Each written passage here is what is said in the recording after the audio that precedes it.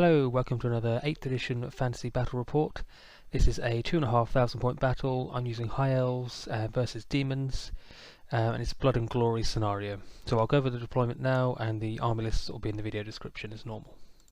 So starting at the bottom left to right, I've got 10 archers, 19 Phoenix Guard with a Mage, level 2 and 4+ ward.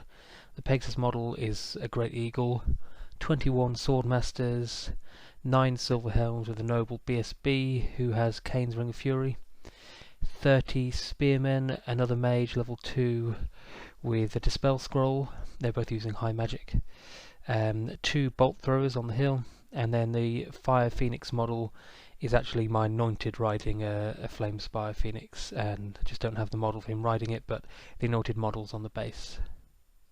The Demons have got just visible by the trees, almost out of shot, of 5 Seekers, 3 Bloodcrushers, we're actually using 2 Dragon Ogres and a Skullcrusher model, and then that's either 29 or 30 Plaguebearers with a Herald, 3 Plague Drones, a level 2 Herald of Tzeentch on a disc, great Unclean one, 15 Pink Horrors, 3 Screamers and a Soulgrinder.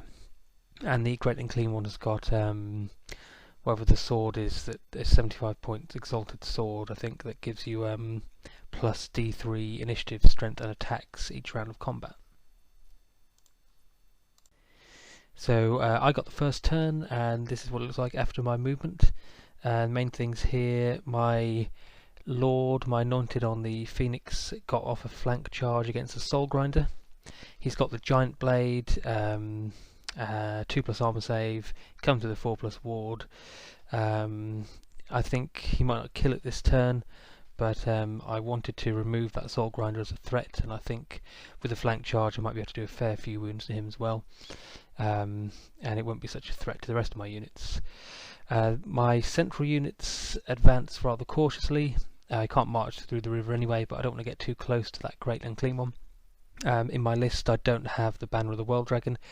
I knew I would be facing Demons, so I didn't want to take that, as I felt I think that really is a bit much against Demons. It makes one unit virtually invincible, so I thought that would be a bit unfair. So what else? My Eagle stays put.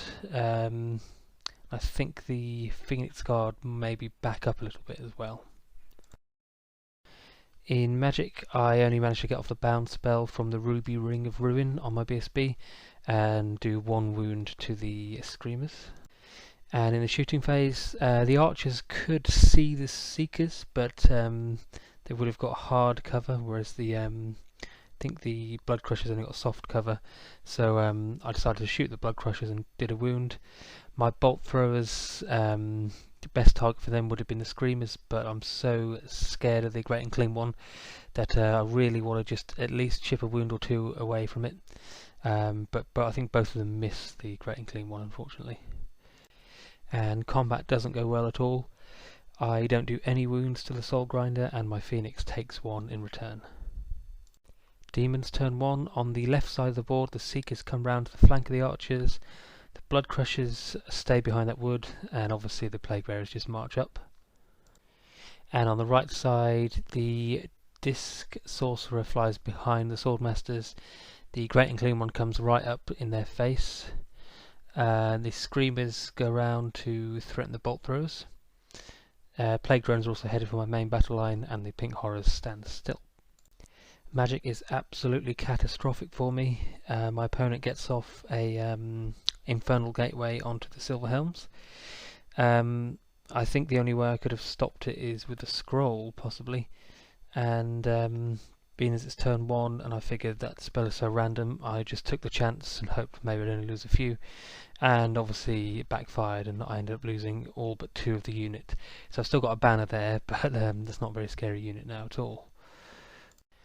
Also in the Magic phase, Miasma of Pestilence was cast onto the Soulgrinder, and it ended up lowering my initiative on the Lord and the Phoenix by 3. I think it lowered weapon skill and initiative. However, despite that, I do better than last time. I put a wound on him and he does 1 wound to me, so it's a draw. My turn 2, I managed to get off a flank charge into the Soulgrinder with the SIlver Helm unit, including my BSB.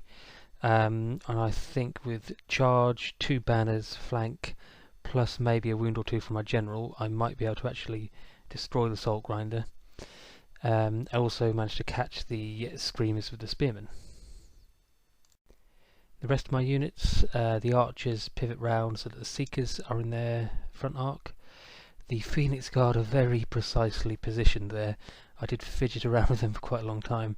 Basically, I wanted to make sure the Plaguebearers were still in my front arc, but also that my Sorceress in that unit had the Tzeentch Disc Sorcerer in her front arc, so she could potentially cast a Magic Missile on him, and I managed to just about do that. And I forgot to move the Eagle. Looking at this now, basically, I think it might have been interesting to try flying the Eagle in front of the Great Unclean One, swift reforming the Swordmasters to be 5 wide, and then walking away towards the Phoenix Guard. I don't know if that would have paid off, but that's probably got to be better than just standing in front of the Great Unclean One waiting to die. In the magic phase, I managed to get off a boosted Soul Quench against the Tzeentch Sorcerer, and I got 18 Strength 4 hits against him, so I thought that must surely kill him. He's got a 4+ ward save, rerolls 1s, and he's got either 2 or 3 wounds. Toughness 4, I believe, so 18 hits, he's got to be dead. So I rolled the first lot of 9 hits, got 2 wounds with that, and he saved both of them. And I rolled the second lot, got a lot more wounds, and here's his save roll. He saved all 5. So a boosted Soul Quench couldn't put a single wound onto a Tzeentch Sorcerer. And in shooting, my archers managed to kill none of the Seekers, and the bolt throwers fired at the Great Unclean One again and did nothing. Yeah. So in the combat phase, I actually did okay. I think I did a wound or 2 to the Soulgrinder. I think 1 wound. But in some sort of miracle, even with my lowered weapon skill and everything, he didn't manage to wound anyone. I think he split his attacks between the Knights and the Phoenix and just rolled badly. So I won by quite a few points, I think. So I was hoping for a bit of luck with his demonic instability and maybe either severely wound him or possibly even kill him. That'd be quite nice. And instead, he got a Snake Eyes, which restores all of the wounds onto his Soulgrinder and leaves me stuck in place, ready for a nice flank charge onto my SIlver Helms by his Plague Rider Rotfly things. So I'm fucked, basically. On the plus side, the Spearmen did manage to kill the Screamers, just about, with my Mage taking a wound in the process, but they're dealt with. Demons turn 2, the 2 cavalry units are a bit too far away to charge the archers, so they just advance up. The Plaguebearers charge the Phoenix Guard, the Great Unclean One goes into the front, the Swordmasters, and the Disc Sorcerer goes into the rear. And of course the Plague Drones get their charge off into the flank of the SIlver Helms. Yes, I know they rank up, but the models are so wonderfully designed that ranking them up is somewhat difficult. So they're going to stay like that. And in Magic, somehow the Miasma of Pestilence goes off again onto the Soulgrinder, and again gets the maximum penalty. So I get -3 initiative and weapon skill on my units in that combat. So on to combat. First of all, the Phoenix Guard, they've got a 3+ ward at the moment because I got a spell off last turn. So I was expecting to do well, but I did even better than expected actually. I lost 1 guy and I think about 8 or 9 Plaguebearers died in return. So that's going pretty well, although I've got a feeling that they're not going to be allowed to just play out that combat in a little bubble for much longer. Because this is what's happened to the Swordmasters.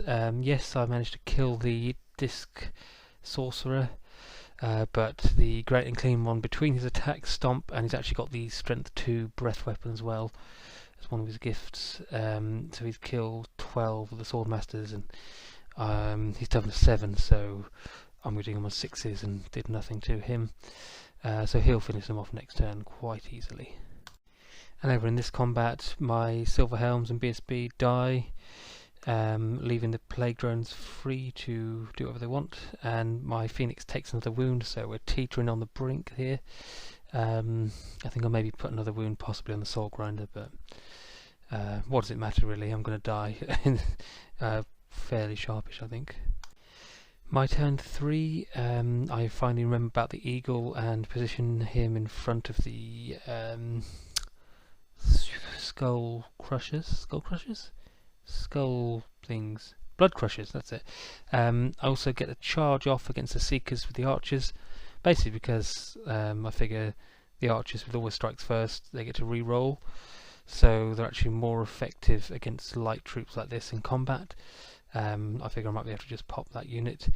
The Eagle is angled towards the Archers, but it was either that or angled the Bloodcrushers towards the Phoenix Guard, and I'd rather my Archers die than the Phoenix Guard. Although having said that, I mean, they're both worth a banner, I guess. Both 1 point. So, yeah. My Spearmen just advance a little bit, and the Mage leaves the unit. Somehow I've put a wound or two.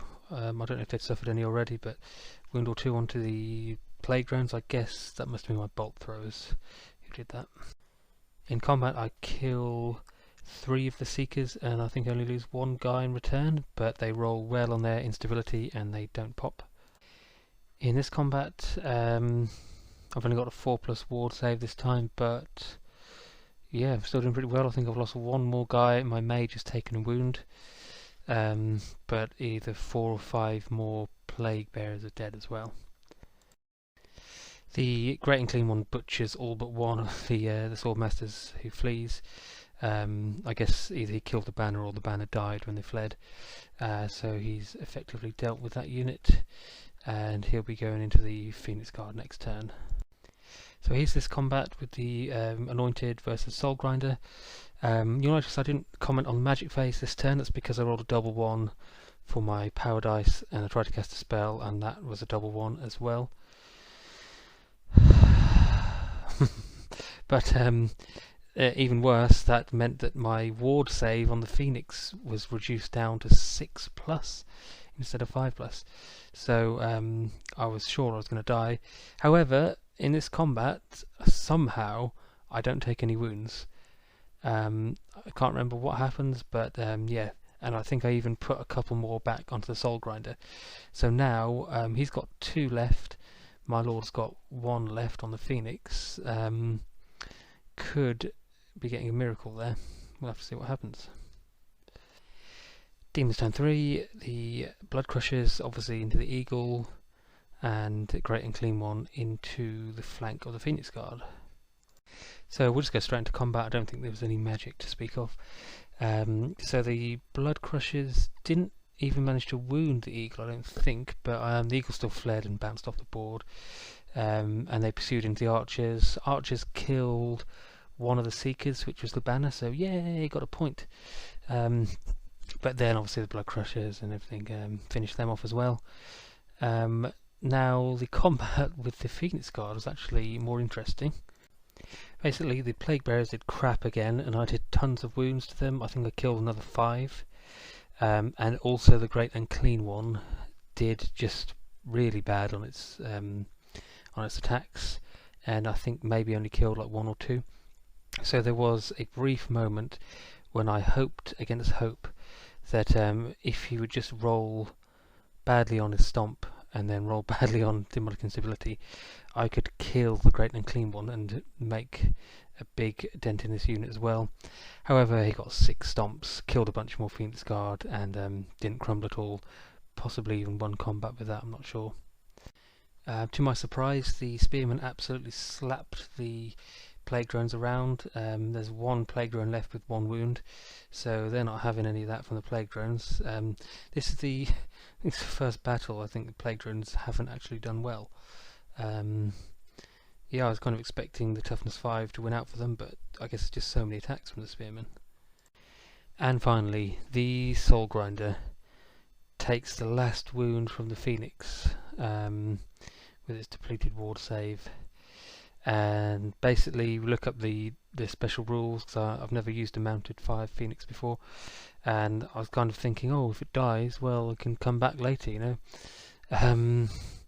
But we actually realised that if the Phoenix dies, the rider is removed from play as well.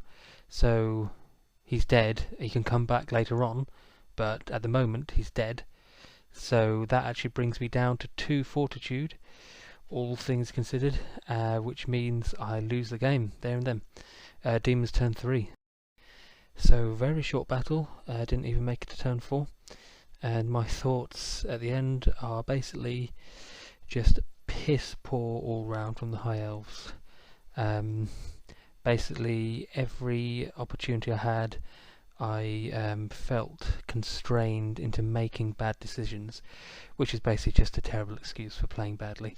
But my opponent did sort of point out at the end that perhaps that charge into the Soulgrinder in turn 1 was not a good move. I'm not sure. I think I really wanted to take that thing out of the game because I didn't like having 2 toughness 7 things opposite me. And I thought with the flank charge I stood a chance, but it just didn't work out. And really, perhaps the Phoenix would have been better used, you know, with its superior movement and everything, to menace some of the weaker units, like the Bloodcrushers, possibly, and the Pink Horrors, rather than just being stuck fighting that toughness 7 monster for all of the battle.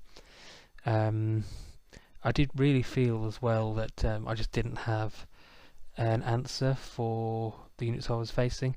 So like my Swordmasters and the SIlver Helms, strength 5 maximum. So against his toughness 7 great and clean one, they're just useless.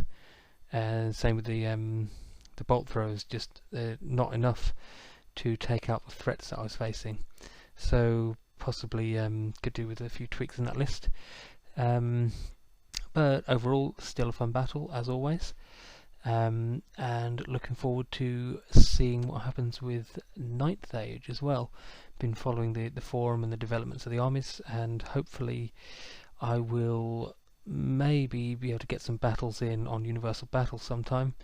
I'm not holding out much hope for anyone at the club that I play at really getting on board with 9th Age. It's a pretty big change from 8th, and it does require, you know, a lot of reading up and relearning the armies, so we'll have to see what happens with that. But personally I think it looks pretty good. Just hope that it gets a lot of support. So if you're watching this and you haven't checked out 9th Age yet, I'll put a link in the video description, and keep an eye out for 9th Age battles in future, possibly. Alright, well, thanks a lot for watching, and I'll see you next time.